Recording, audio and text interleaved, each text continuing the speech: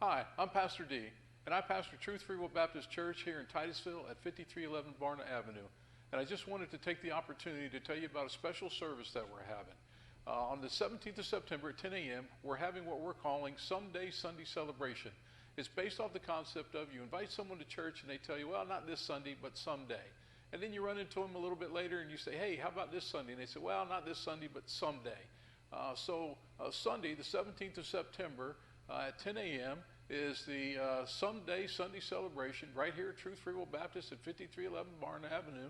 And it's the opportunity for you to tell your friend, hey, you promised me that someday you would go to church with me. Well, guess what? On the 17th of September, Truth Free Will Baptist Church down here at 5311 Barna Avenue is having a Someday Sunday Celebration. And so that would be a good opportunity for you to go to church with me. They're going to have the Sounds of Praise Ensemble from Southeastern Bible College.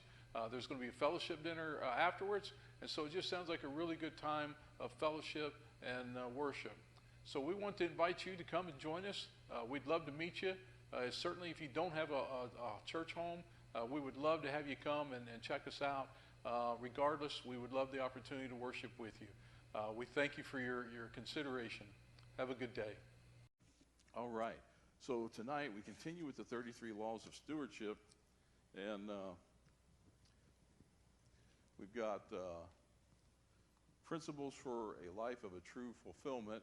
Nothing truly belongs to us. Everything actually belongs to God. And this is one of those church buzz phrases. We say it, but do we live it? Do we understand it? Do we make daily decisions with that attitude? This is our definition: the faithful management of all that God has trusted us with: time, talents, gifts, wealth, possessions. It's understanding that we are never the owner of anything, but we've been entrusted by God to manage them in a manner that brings honor to Him. So the first one we're going to look at tonight is the law of future-focused giving. Wise stewards invest for the longest possible terms. Perspective. It's an individual's mental view or prospect of a given situation or circumstance. Perspective is amazing. It's intriguing, and it can be very frustrating. One of my most vital lessons in management was the perspective. How was the other person seeing the situation at hand? What was their prognosis? What was their response? What was their solution? I've had some very strange things from my perspective happen because I could not understand where this person was coming from. And so you learn that perspective is important. And one of the things that I used to tell my supervisors was that, when you're dealing with an employee, you need to try to understand their perspective, because their perspective is reality. It might not be factual, but it's their reality, and we have to deal with it. And so it can be trying at times. There can only be one truth, one factual set of data that outlines or defines a situation. Fact, a contract employee will face a prospective new employer every 3 to 5 years if you're working out at the base. Perspective. Some employees, when there's a contract change, they get down in the dumps. It's a devastating loss that they're facing, and they're worried about their well-being, not having a job, and so forth. But then there are those that they see the approaching change as an opportunity, maybe for advancement, just maybe to do something a little different in life. And so it's an opportunity for them as well as the new company. And the results, well, some will experience anxiety while others are going to experience excitement. And so sometimes we can be surprised. Something's going on and we're excited about it. And all of a sudden we run into a brother or sister and they're not happy. And we're like, well, what's the matter? And it can catch us off guard. But, we just need to be mindful of it. We need to pay attention to it because it can happen. Another example, your daughter's getting married, smiley face, frowny face, whichever. Some parents may see this as a terrible loss, a change to their lives that is unwanted. I will confess that I've slid just a little bit to the right of accepting Zach after 20-some years. I can't believe that. I'm teasing. Some parents will see it as a wonderful beginning of a new life for their daughter.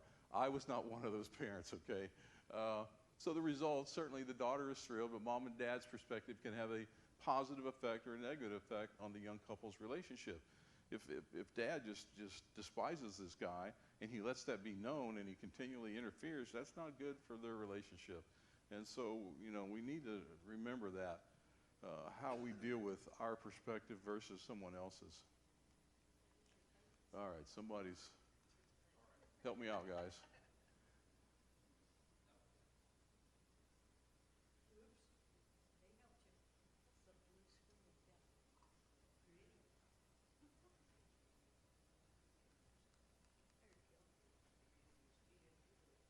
No, I've got it. Okay. Perspective is a personal thing. Sometimes we can't help how we respond to a set of circumstances. We just respond, positively or negatively. It happens. Listen, I have prayed. There's probably years worth of prayers from this boy to the Lord, just to say, Lord, why can't I be that guy that water off a duck's back? But I'm not that personality, and it bothers me. But it's who I am, evidently, and I guess the Lord's just trying to educate me, and I hope he's doing a good job. Our first response is usually based on how we see the circumstances affecting us in the here and now. But hopefully we've learned to stop and take another look at circumstances before we allow ourselves to overreact or respond inappropriately. Take a big picture approach. Take a biblical worldview approach to how you're living your life and how you handle different circumstances that come up.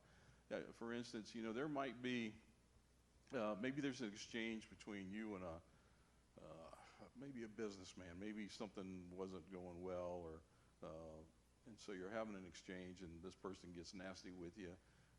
Now you can respond. You're the customer. You can whatever, or you can say, well, I'm going to plant a seed for eternity, and I'm going to be nice, and I'm going to be patient, and I'm not going to raise my voice. I'm not going to engage on the same level he is. Now, I'm not telling you that we have to be a doormat, because I do not believe that. But I am telling you that we need to keep things in perspective, because here's the danger. When pride jumps in, that's when we lose the battle. You're not going to talk to me like that. Okay, well, who are you? But if we keep it in perspective and we're able to witness to this person through our demeanor, then that can have a positive effect down the road. So in Luke chapter 12, we read this, and he spake a parable unto them, saying, the ground of a certain rich man brought forth plentifully, and he thought within himself, saying, what shall I do, because I have no room where to bestow my fruits? And he said, this will I do. I will pull down my barns and build greater, and there will I bestow all my fruits and my goods. And I will say to my soul, soul, thou hast much goods laid up for many years. Take thine ease, eat, drink, and be merry. But God said unto him, thou fool, this night thy soul shall be required of thee. Then whose shall these things be which thou hast provided? So he is that layeth up treasure for himself, and is not rich toward God. And he said unto his disciples, therefore I say unto you, take no thought for your life, what ye shall eat, neither for the body, what ye shall put on. The life is more than meat, and the body is more than raiment.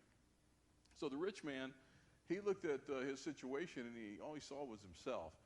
He never considered the possible eternal reward that could have been associated with his great blessing of abundance. He had failed to understand, to perceive that he was a steward of that good fortune and responsible to use it in a way that would glorify God and would result in his having stored up treasures in heaven.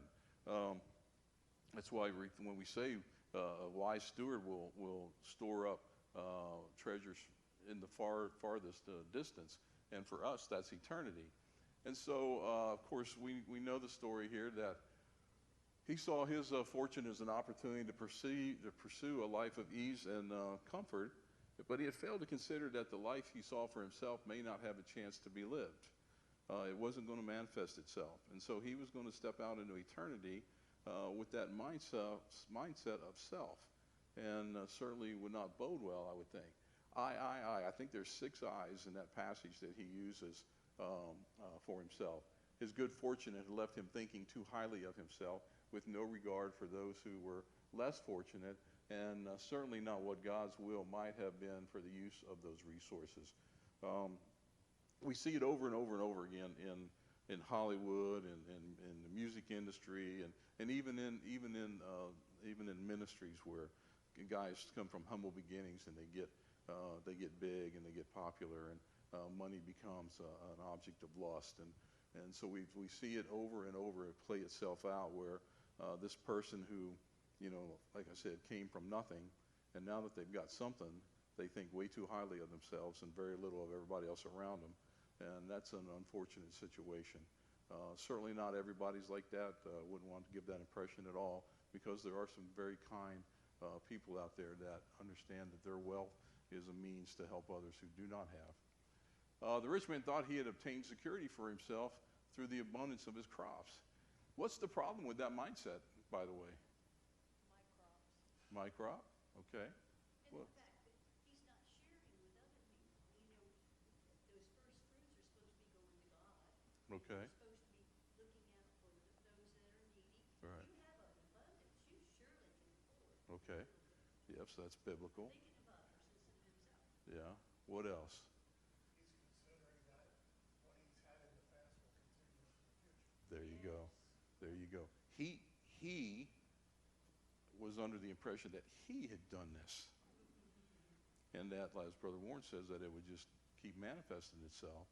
And of course, for those of us that have learned in life that today you might be able to go out and work a good job, make a good living, and tomorrow you might not be able to get out of bed.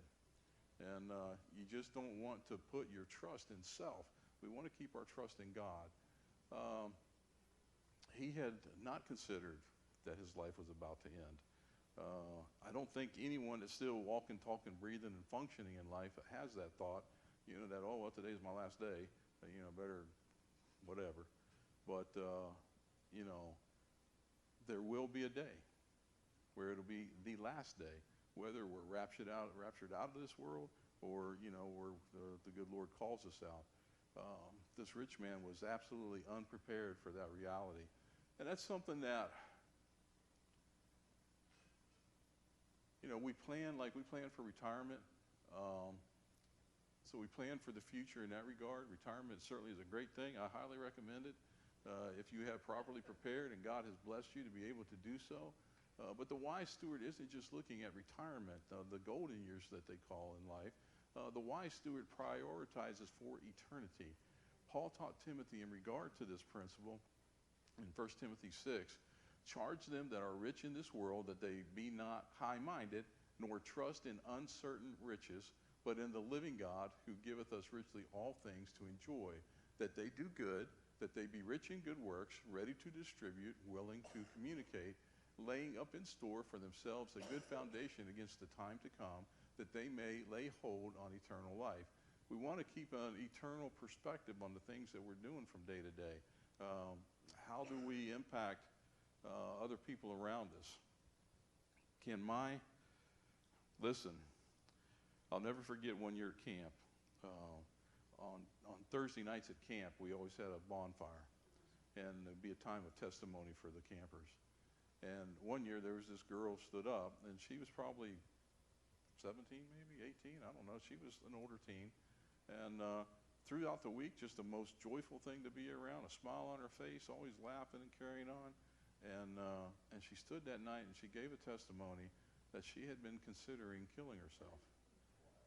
And everybody, sitting there, we were just all like, no way. You would have never, ever, ever thought that. And so again, it's just something that we don't know. What's the impact? The impact of camp for her was that she had time and did take time to second think what her decision would be. And so very important for us to remember that, listen, the most casual conversation can have eternal consequences. I've read, and again, you think, well, they're just trying to promote, whatever, and propaganda or what have you. But you read these things where people are handed a tract, and they go and they throw it up on the cabinet or whatever, and they forget about it. And then 6 months later, a year later, they're having problems in their life, and they see that thing laying there, and they pick it up, and they read it, and they get saved, You just don't know. So, you always want to be planting the seeds that when the opportunity presents itself, and you want to plant good seeds. A smile on your face, and a word of encouragement.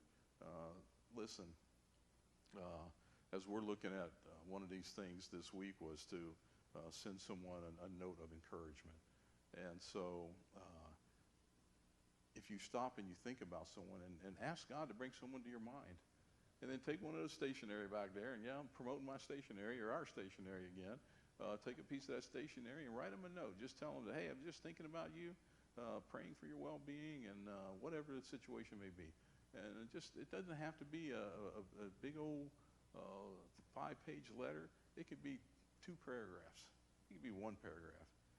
It could be 1 sentence. There's people out there, they just want to know someone loves them.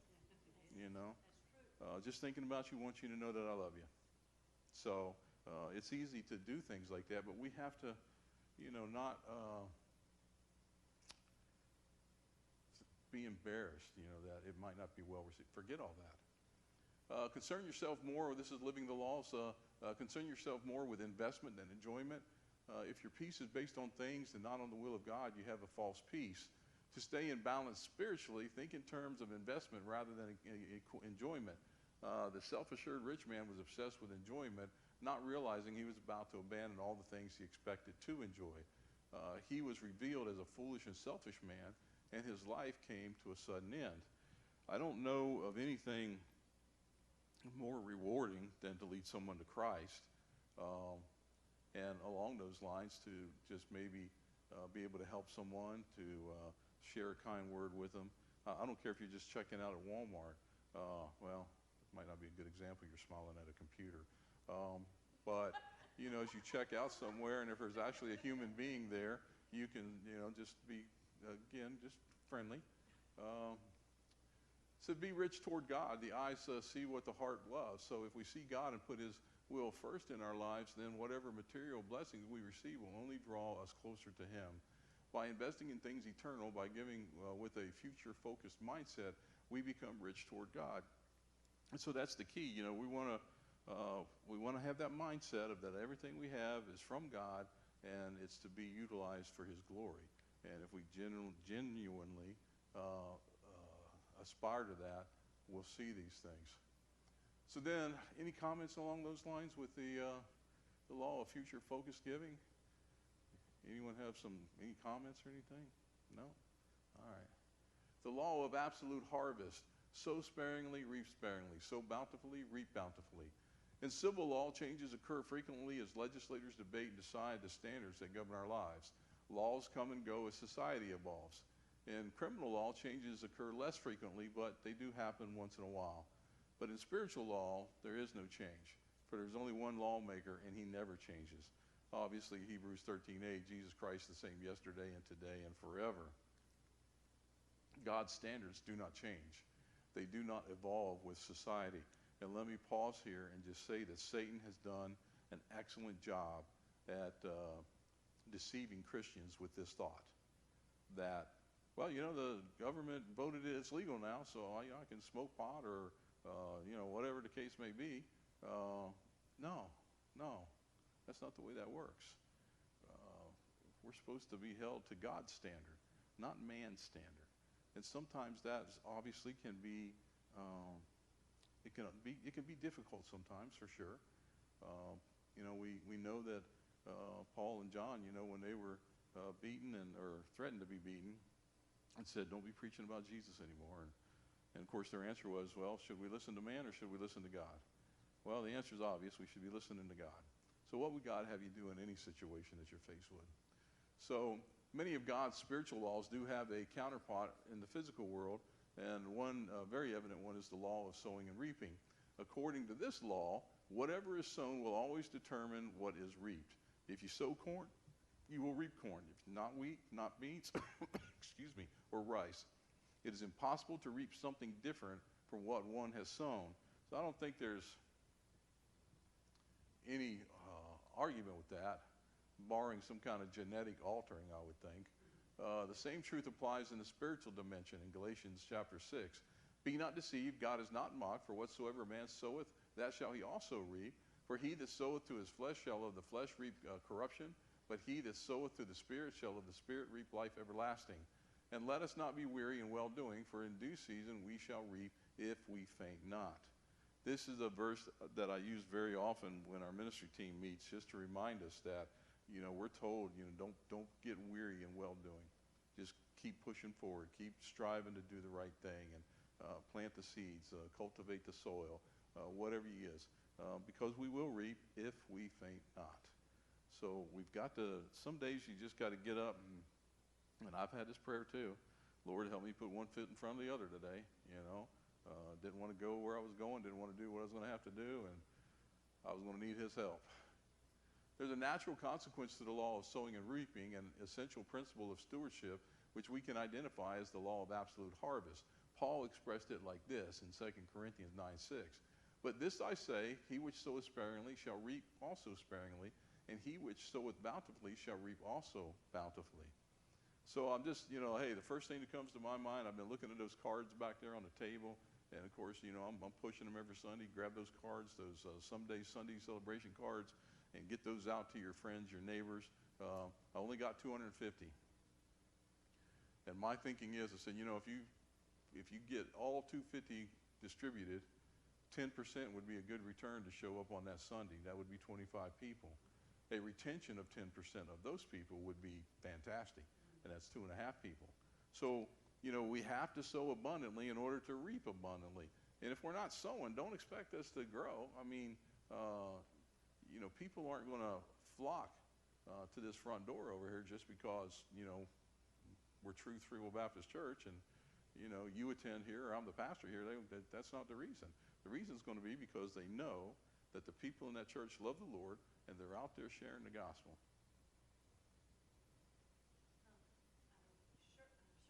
Uh-huh. She was the one that's saying because she's looking for truth. And then when she sees the sign, and then Yeah. she was convinced that it is the truth. But yeah, sometimes people do just stumble onto things. You don't know why. You know, the Lord works the way he does. Dave and Marguerite Jacobs are here because of that sign. And so, you know, I call it a $8,400 testimony because that's what the sign cost. So it really makes me feel good whenever I hear something like that because, you know, it kind of justifies its existence. The promise of absolute harvest is unalterable. It's totally in God's control. However, the decision as to what one sows is an individual decision. God doesn't force us to plant against our will. Listen, God's not going to make you go up and witness to someone that you don't want to. You just don't want to do it. He may plant the seed there, say, hey, there's a person. Let me ask you a question. If God says to you, hey, go up and talk to this person, what's God's perspective of this situation? What do you think God's thinking? Huh? I'm not saying testing to see for obedience, but sometimes, yes. I think for one thing, he is testing our obedience, whether or not we're going to be a seed sower.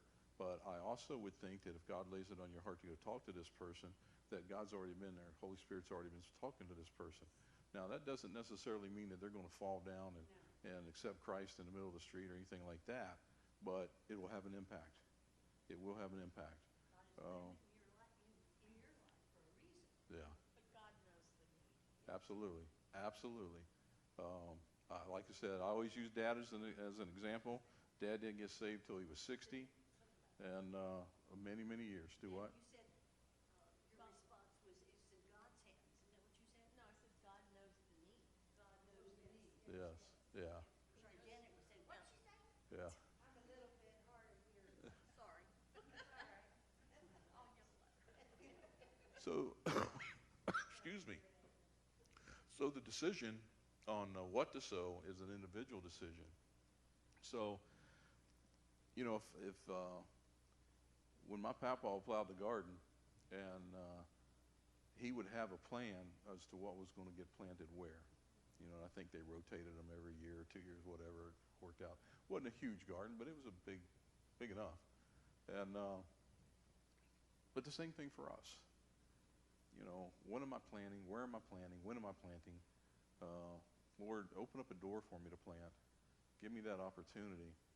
And I trust that he will. I mean, I've seen it happen. I've had it happen to me.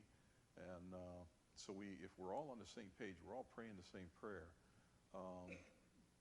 And like I said, It's not always going to be a dramatic conversion, but let me tell you this, the faithful planting does not go unnoticed. And we don't know where we fall in the procession of the witnessing that's taken place. Did we plant the seed, or did we water it, or did we weed it a little bit? Where were we in that progression of the planting the seed and ultimately reaching to the harvest? So it's just something we need to be faithful with, that because we don't know.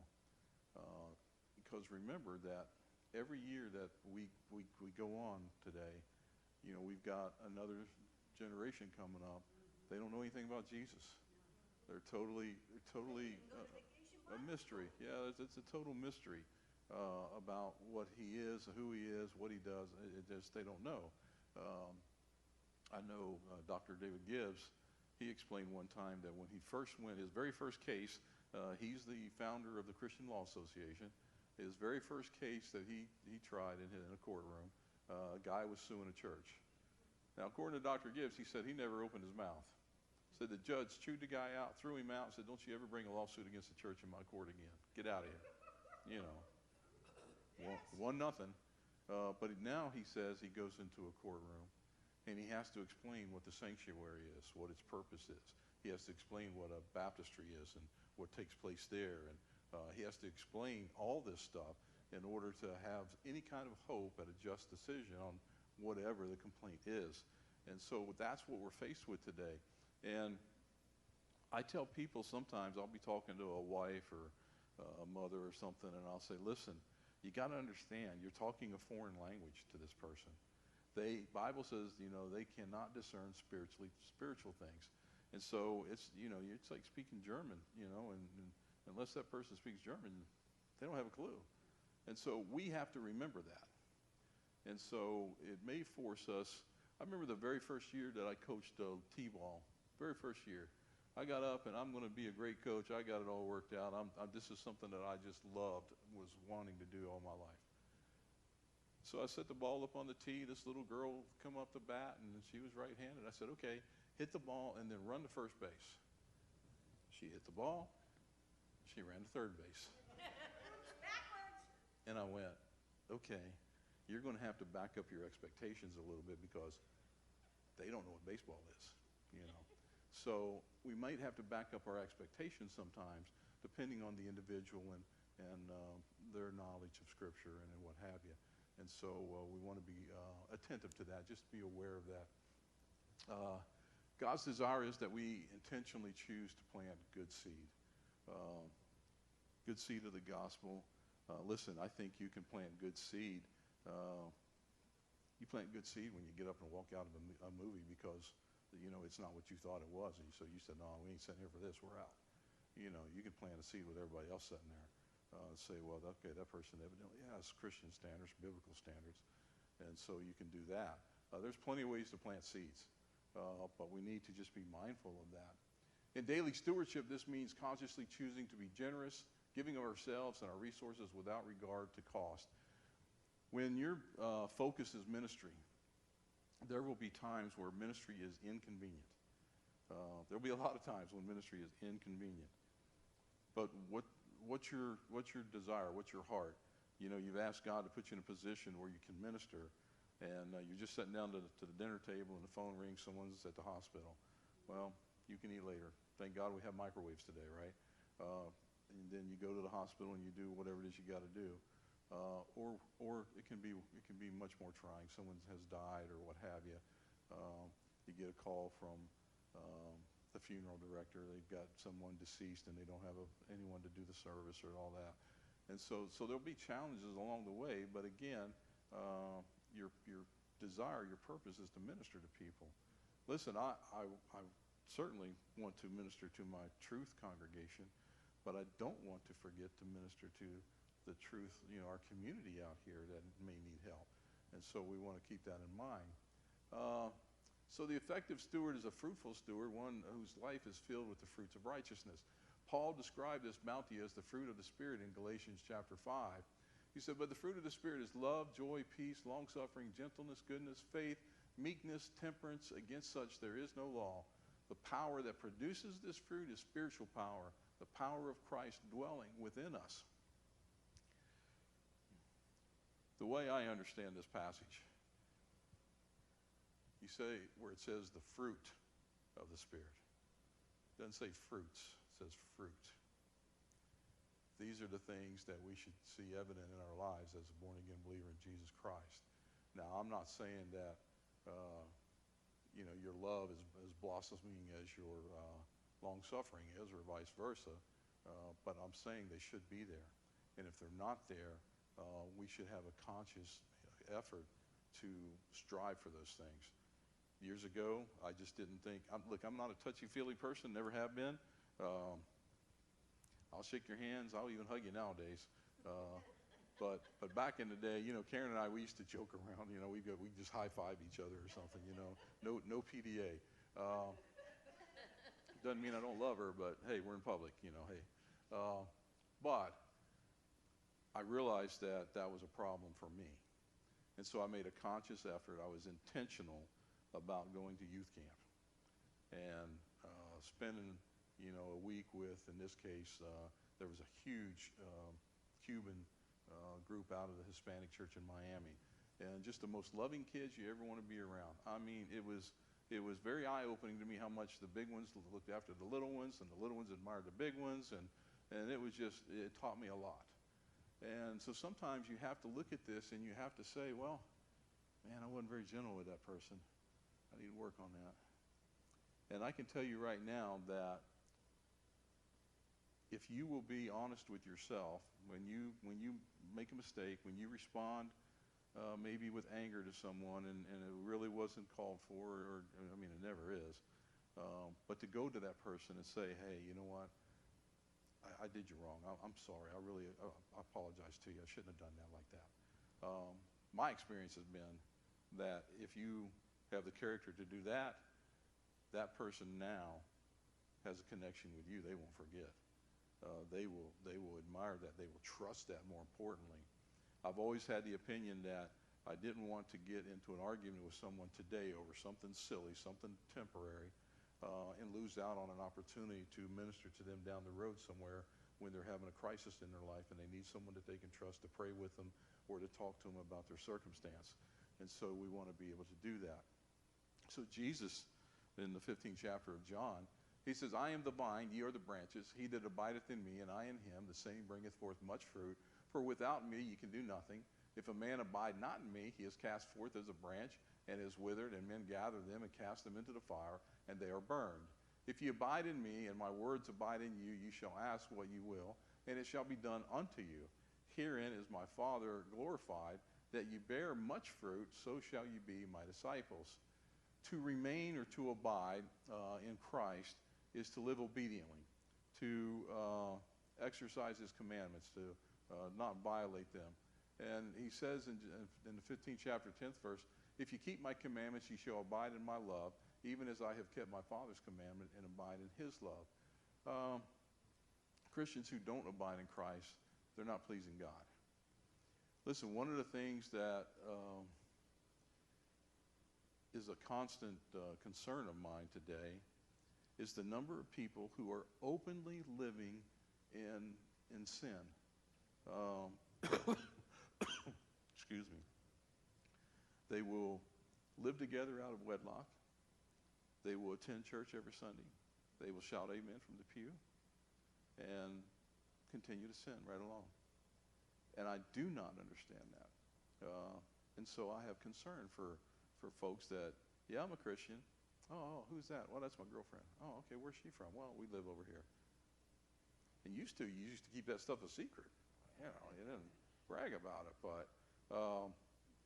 But yeah, we have people today that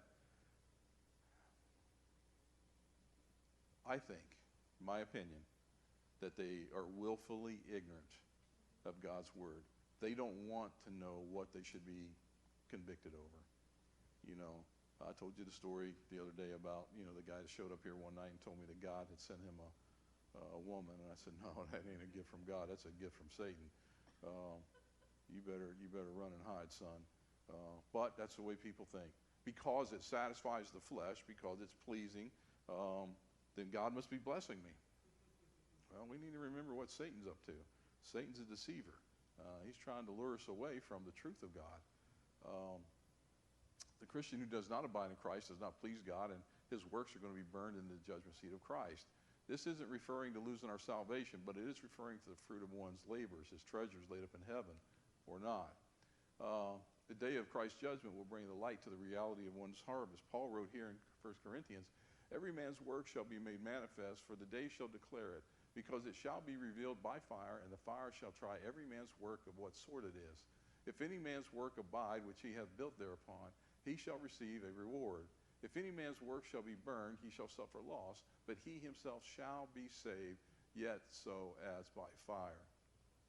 Listen, one of the things that I will talk to the Lord about pretty often is my motive. You know, what's my motive? Why am I doing this? You know, is it pure? You know, am I doing it to glorify you? Lord, keep my name out of it. Like I told you, I've been reading Billy Graham's book, Just As I Am, and he mentions in there, you know, this is a man that he's had hundreds, thousands, millions, you know, in the sound of his voice preaching, and then have hundreds of thousands come to the altar. And he would say that he would constantly remind himself to pray and say, Lord, may all the honor and glory go to you. Don't let me think this has anything to do with Billy Graham. And so that's what we want to be aware of. You know, it's okay. Listen, it's okay for me and Jesus to do something together. I don't want to be bragging about me, though. That ain't going to go well. So anyway, we can, when we get into eternity, there's people that are going to suffer loss. I'm not saying, you know, we're not talking about salvation here. We're talking about treasures laid up in heaven, because the treasure was not pure. Their true motive in doing whatever they did was for self-glorification. And so when they stand the test of fire, that's going to get burned up. And so there won't be anything there. So that's why it's important for us to abide in his word, to know the Spirit of God, you know, how that he expects us to walk through this life, how to love one another. I was, this morning as we were doing the pray and go thing, I started running a rabbit, and I started reading, you know, 1 John, 2 John, 3 John, and just about, you know, how we're told to love one another. And my love for you is a witness to the world of my Jesus. If I don't love you, if I'm out here bad-mouthing you, they're not seeing Jesus' love. They're seeing my anger, my disappointment, my pride. That don't do anything in eternity, that's for sure. So we want to, you know, we want to be mindful of that and as careful with those things. Sometimes, you know, I lay in bed and I just think, Lord, there's so much to this. You know, it's like every aspect, there's 100 different ways to go, it seems sometimes. And you're just trying to figure out, you know, what's right. So living the law of absolute harvest. The law of absolute harvest is a truth that can clarify our thoughts and purify our motives. Remembering that we can reap exactly what we have sown helps us to keep life in perspective and impels us to plant good seed at every opportunity. So the first one here is sow generously, not sparingly. God gives us a supply of seed to be planted for his purposes. Whatever he supplies to you, sow it generously and wisely. Don't waste your resources sowing seeds of unrighteousness, because all you will reap will be weeds. So when it says here that we will have a supply of seed, what do you think, in this case, you know, Tom Rainer's talking about? I mean, it's scriptural. When God says that, you know, we're going to have our supply of need, we're going to have seeds. What does that seed look like? You know, anyone? What's that seed look like? What's the seed look like that you're planting? You know, you can't run out of the gospel seed. You can't exhaust that supply. If you can talk, if you can write, if you can do sign language, you can share the gospel seed. The same thing with your generosity with material things. I've always been of the opinion, and you have to be careful nowadays in how you phrase this, because I'm not talking about what's the phrase they use for a get-rich religion? Uh, you know what I'm talking about? Prosperity gospel. Yeah, prosperity gospel. Yeah, we're not. I'm not saying that. What I'm saying is, with a pure heart, and you're sharing your resources, your food, your clothing, your money, whatever the case may be, that God's going to honor that. Yes, he is.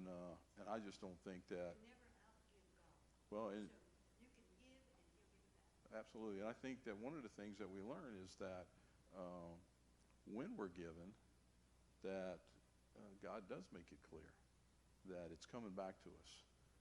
You sow what you reap. I think God honors what we honor. Are we honoring His word? Are we doing what He tells us to do? I don't think. You know, I had someone say to me one time, "I put a 20 in the offering plate. Maybe I get a better seat in heaven."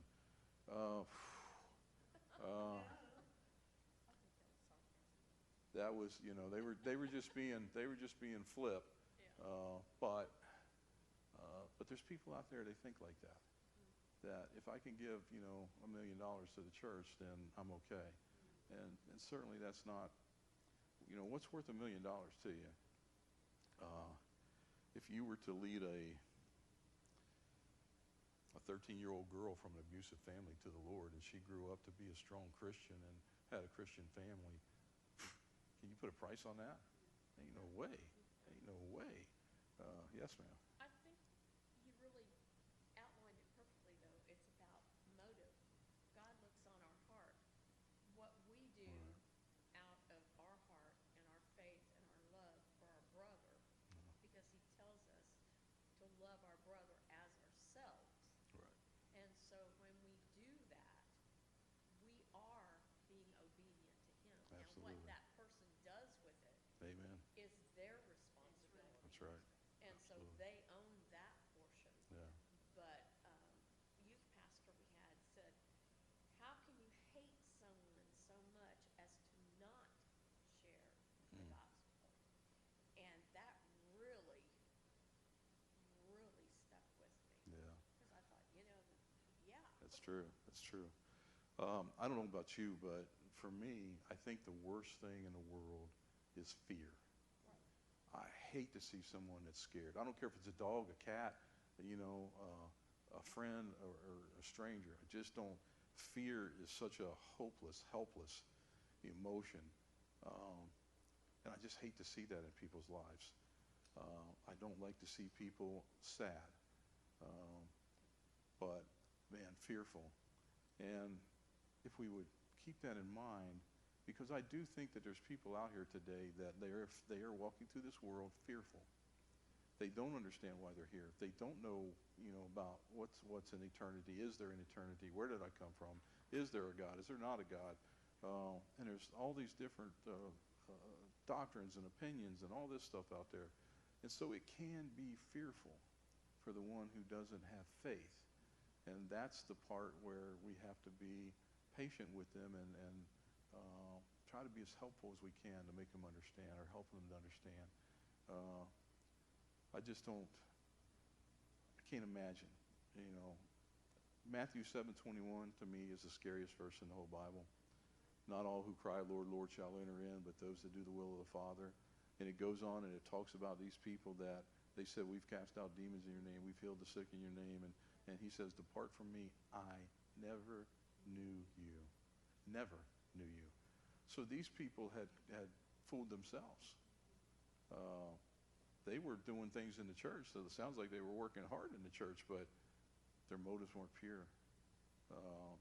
And they missed the whole point of everything. We don't want to miss the whole point. We want to be able to, through humility, we want to be able to exercise the precepts of God and let ourselves be, you know, set down, so to speak, so that we can, you know, I love what John the Baptist said when Jesus, you know, began his public ministry. You know, John the Baptist was the only show in town, so to speak, and highly popular with the Jews. And when Jesus came, you know, remember what he said? He said, I must decrease so that he may increase. We have to decrease self in ourselves so that there can be more Jesus in us.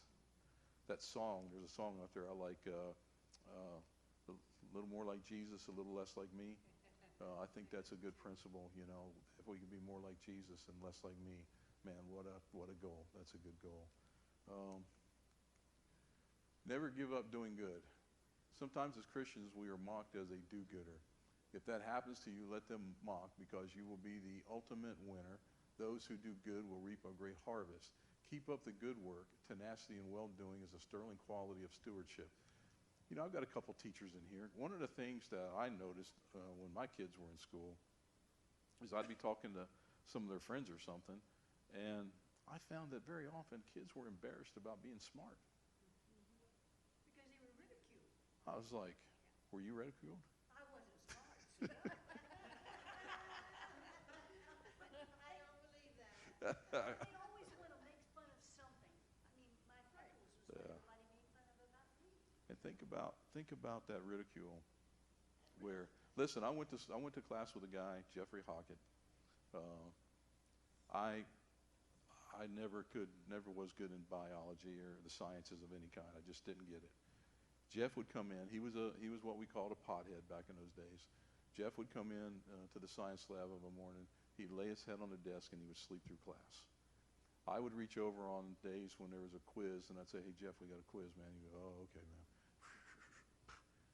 And he got an A. 98, 97, whatever. I'm over there. I've studied all night. I've been, reading my notes, been paying attention. I'd be lucky to get a D, But there's just some people that are like that. So, yeah, exactly. But people will make fun of that. I think initially people, when they find out you're a Christian, and I'm talking about the one that's living the life, not just talking about it, but actually living the life. I think it's easy for people to see that as weakness because you're humble, you're meek, you're mild, and people can mistake that for weakness. I remember my dad's funeral. Of course, I did the eulogy. And in the eulogy, I pointed out a couple things. One was I actually looked up the word eulogy. And I thought to myself, this is silly. I said, but my dad was always the one that would say, if you're going to do something, do it right and do it right the first time. So I'm following Dad's advice. And the second thing was that during that, I thanked my boss, because my boss had been very liberal with my schedule and had given me what I refer to as the gift of time. And of course, that's something you can't give back. So I thanked him for that during the funeral. Our director was there, and the director, I thanked him when I saw him, Monday at work, and for coming, and he said, "Well, I'm glad I went. I would have never known how strong you are." And I've thought about that, and I thought, well, I'm glad he said that. I wasn't feeling all that strong, but people are watching. People are watching. Listen, people that even, and I'll tell you one more story, and then I'll shut up. I had a guy, a friend at work. He was Special Forces, and he had done, like, I don't know, between 3 to 5 tours of Nam, I forget. But Special Forces, they had what they call Mike teams. He was a Mike team commander, and they operated behind enemy lines. That's what he did. And a very hard man. I'm telling you, when I met him, he was that hard. I thought he was like 28. He was 58. And just one of the most stout individuals I've ever met. And he just despised management, despised them. But for whatever reason, he liked me. And I remember he would talk to me sometimes, and he never really gave me too hard of a time. He would say things like, "Well, you're a religious guy. What do you think about such and such?" And but never anything that I felt offended by. But he called me one day, and he said, "It looks like they got me after all." I said, "Who?" He said, Agent Orange. Said, "I've got cancer." And it was a Wednesday, because I remember telling him, I said, his name was Roy. I said, "Roy, I've got church tonight, and I'm going to have a lot of good people praying for you." So I didn't hear from him for several weeks. And then one afternoon the phone rang, and it was Roy. And he said, "I guess that prayer stuff works." Yes. And I said, "I told you it would." And so it was, but it was still an opportunity, because there was me and another friend that we were all, got along well together, and this guy was a good Christian man too. And so I'm thankful that Mo told me that before Roy did pass, that he had talked to him about the Lord, and he walked away confident that Roy had accepted him. So you just never know. Listen, we just want to take advantage of everything that God gives us to do to grow the kingdom. Be patient. The spiritual harvest will come. It's a well-defined, well-ordered process that is in God's hands and certainly not ours.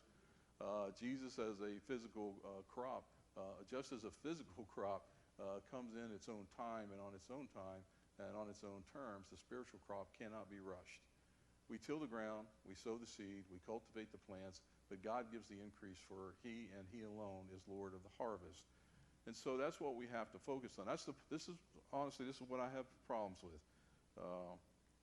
It will just hurt me. You know, earlier this year we had 73 on Friend Day. What did we have right after that? Friend Day, and then homecoming 73, Friend Day 74, and the next Sunday we had like 22. And I was just like, I don't get it. I just don't get it. The spirit was so good, and the thought just kept, I'm like, how do you experience that and not come back for more? It just amazes me. But you got to show up next Sunday. You know why? Because 18 are going to be there. And then you long for 22. So, Brother John, you can talk to him. Brother John, during the summer months, I'm not so bad anymore, but early on, he was the one keeping me from climbing up to the top of the steeple and jumping off. He'd be like, it's going to be okay, Pastor D. Summer will be over. Our snowbirds will be here and all that. But John's always been an encouragement in that regard. Questions?